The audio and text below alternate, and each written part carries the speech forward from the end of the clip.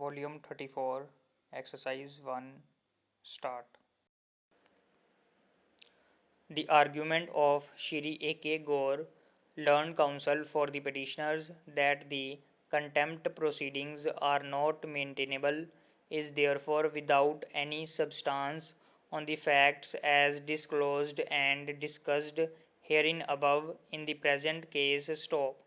The judgment in the case of T. Sudhakar Prasad Supra, as relied upon by the learned counsel for the petitioners, particularly paragraph number 16, in no way comes to the aid of the petitioners so as to invoke the supervisory jurisdiction under Article 227 of the Constitution of India. Stop.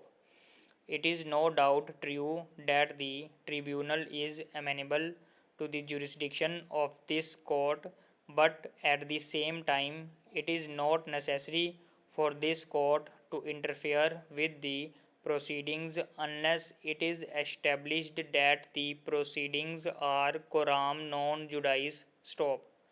In the instant case, there is no material before us so as to demonstrate that the tribunal cannot or could not have issued a notice to the officials of the petitioners to answer the contempt notice. Stop.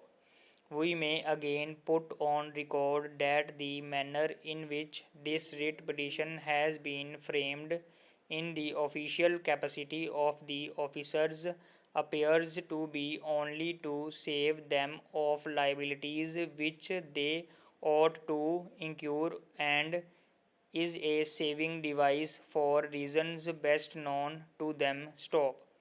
The aggrieved persons would be the officials who had been impleaded by name in the contempt application and not the officers in official capacity. Stop. Para.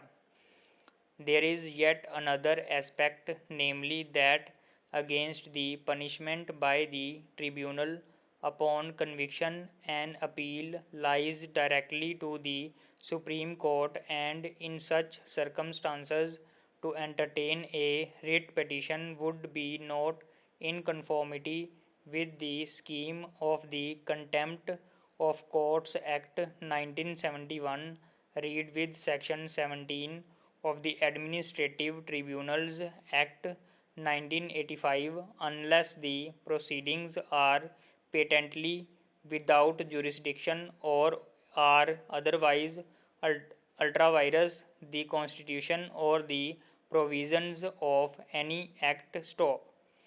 A writ petition may lie against an order of the tribunal refusing to issue notices for contempt as held by the apex court in the case of Sujitendra Nath Singh Roy versus State of West Bengal and others, 2015-12 SCC 514. Stop. The preliminary objection raised by the respondent number 1 as incorporated in the interim order dated 16th December 2010 had not been answered in the said order, nor have we been able to find any argument on behalf of the petitioners that may dislodge the preliminary objection raised by the respondent. Stop.